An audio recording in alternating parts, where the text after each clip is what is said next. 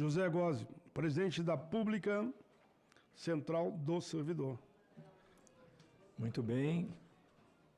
Senador Paulo Paim e colegas aqui da mesa, nós temos aí a Loiva Isabel, Ronaldo e, por último, aqui o Igor, que também é do Judiciário, né? Eu sou do Judiciário Estadual, lá de São Paulo. E está presente aqui também o meu vice-presidente da Pública, que me alertou uma coisa que ele não precisava nem ter alertado, que o senador Paulo Paim não é senador do Rio Grande do Sul, é um senador do Brasil inteiro. E hoje... Dá para ser candidato a senador? E hoje, mais do que isso, o senador Paulo Paim é o grande defensor que nós temos do serviço público e do servidor público aqui no Congresso, não só no Senado. Exatamente. Eu não posso deixar também de anunciar a presença aqui do pessoal que tem participado do GT da 151 e que não teve possibilidade de vir aqui na mesa falar, né? Não tem o nome de todos, alguns já falaram aqui, mas o JP não falou, Lineu não falou, Pedro não falou, Aires não falou. Também preciso falar de uma pessoa muito importante nesse GT, que é o Fausto do DIEESE, né, que sofre muito entre as idas e vindas do que o governo pensa e do que os servidores pensam, né, que se modifica toda semana. E quanto ao Feijó, que não está presente, mas esteve aqui, ele é uma espécie de sanduíche entre o que acontece com os servidores e o que acontece com o governo. Porque vai e mexe, não consegue sair, na verdade. Nós estamos o quê? Há mais de 6 meses na disputa, não é? 8 meses. 8 meses e não conseguimos uma regra para o servidor público, para o serviço público. É uma coisa impressionante. Nós sofremos pauladas o tempo inteiro, senador. E não é só da oposição. E não é só da Câmara, do Centrão, até ministro do governo Lula. Tanto que nós precisamos fazer uma manifestação pelo que ele andou dizendo sobre o servidor público, né? Isso significa que a dificuldade que a gente tem em resolver a 151 é realmente nos vários grupos do governo que não entendem que o servidor público é um trabalhador. Esse é um grande problema nosso. Então, o servidor público, ele, enquanto servidor público, ele tem obrigações com o Estado e com o cidadão brasileiro. E obrigações éticas, porque qualquer coisa que está na Constituição em benefício do cidadão é através das nossas mãos que o cidadão recebe. Essa é a grande importância da palavra servidor público, trabalhar no serviço público. Aí esquecem que, como servidor público, nós somos trabalhadores. Então, se nós temos deveres e ética, nós temos que ter direitos trabalhistas. E isto é que já foi colocado aqui, não preciso repetir muito, e isto é que o Estado ainda não entendeu.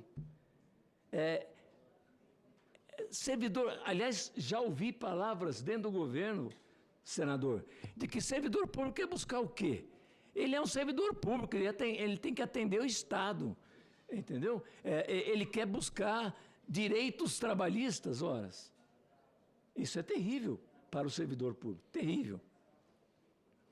Eu estava no avião ainda quando eu recebi um e-mail, que eu ia até começar por ele, que diz o seguinte: as propostas de lei, quando são em benefício dos políticos, juízes, promotores, têm regime de urgência. Para os servidores, demora uma eternidade. Tem que haver obrigação de reajuste salarial anual. É da Constituição, é uma série de leis. E eu já ouvi, por incrível que pareça, quando eu estava no Supremo Tribunal Federal, quando a gente estava decidindo lá essa questão da obrigatoriedade da reposição da inflação no salário, que não é aumento, que é a reposição da inflação. O Supremo decidiu que realmente é obrigado a cumprir a reposição anual. Porém, e aí vem o problema, né? Se o Estado, se o município não tem verba suficiente, ele tem que oficiar a Assembleia Legislativa dizendo por que ele não cumpriu a Constituição. Inacreditável vir isso do Supremo Tribunal Federal, que, aliás, também tem muita coisa contra os servidores públicos. As votações do Supremo Tribunal Federal não se preocupam com o trabalhador servidor público. Essa é uma verdade também que tem que ser colocada.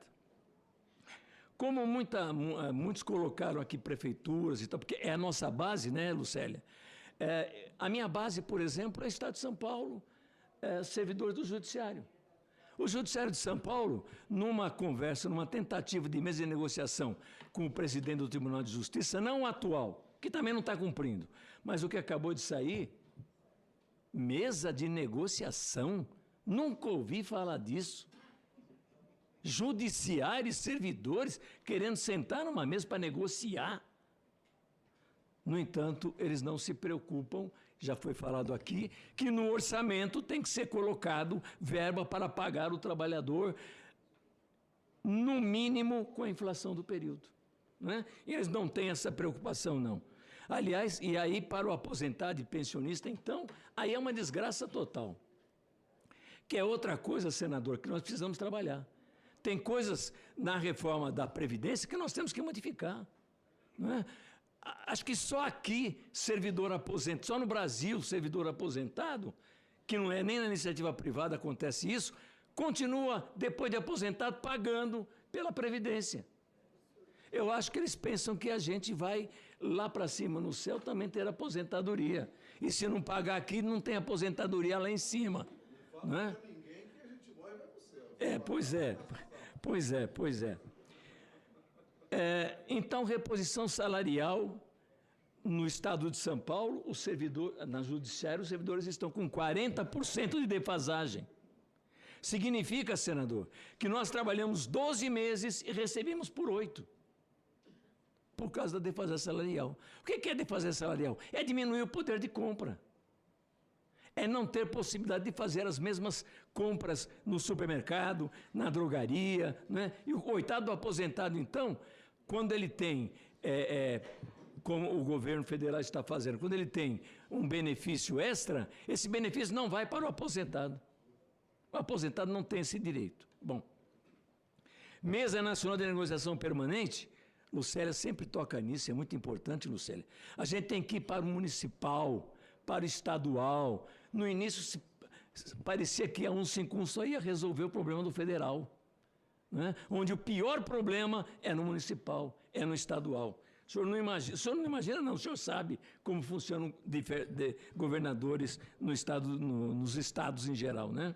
Aliás, o governador do estado de São Paulo está vendendo tudo, está vendendo até um prédio do Hospital do Servidor Público do Estado de São Paulo, que foi construído com verba dos servidores, né? Mas passou para o Estado, ele está vendendo. A Convenção 51, a importância dela de ir para os estados e municípios, liberação de líderes, financiamento sindical, mesa de negociação, mediação, quando a mesa de negociação não chega num valor razoável. Não significa que o lado de lá, o lado de cá, tem que chegar onde ele quer, mas tem que ter uma razoabilidade. E não chegou a isso, claro, nós queremos mediação antes da greve. Não sei por que o Estado tem tanto medo de greve, entendeu? Basta negociar corretamente. Simplesmente, servidor não quer fazer greve. Entidade do serviço público não quer fazer greve. Não é, Ronaldo? É obrigado a ir para a greve. É levado à greve, não é? Porque o que nós queremos era resolver a questão. Só isso, simplesmente isso. E por isso estamos criando essa discussão no GT da 151. E agora recebi também no avião já, mandado pelo meu amigo Lineu, né, que chegou num texto aqui do governo, é isso? 40% no caso de serviços públicos em que a suspensão de partes de atividades não coloca em risco as necessidades inadiáveis da população. O senhor sabe que o governo chegou a 15 propor? segundos. Chegou a propor que a gente pegasse cada setor do serviço público e discutisse separadamente qual é o percentual de cada setor que poderia ou não fazer greve. Como se nós fôssemos irresponsáveis, como se nós fôssemos sair por uma greve para prejudicar a vida do cidadão, levar o cidadão à morte. Nós sabemos o que nós fazemos. Nós sabemos quando é possível fazer greve e que tipo de greve podemos fazer. E o governo tem que ter a responsabilidade de confiar nos seus trabalhadores, que são servidores públicos. Senador, eu só, antes de terminar, quero também apresentar aqui a Ellen, que acabou de ser eleita presidente do Sindicato dos Servidores Públicos do Estado de São Paulo, e que eu tenho orgulho de ser o sindicalizado número 1. O Wagner foi presidente durante vários tempos e agora a Ellen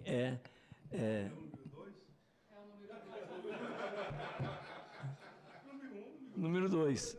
Agora a Ellen presidente. Gente, era isso que eu tinha a falar. Agradeço muito a possibilidade do senador fazer essa mesa de trabalho e a minha presença aqui. Muito obrigado a todos. Muito bem, José Rose, presidente da Pública Central do Servidor, que detalhou ali a situação de falta de reajuste do servidor, não acompanhando sequer a inflação.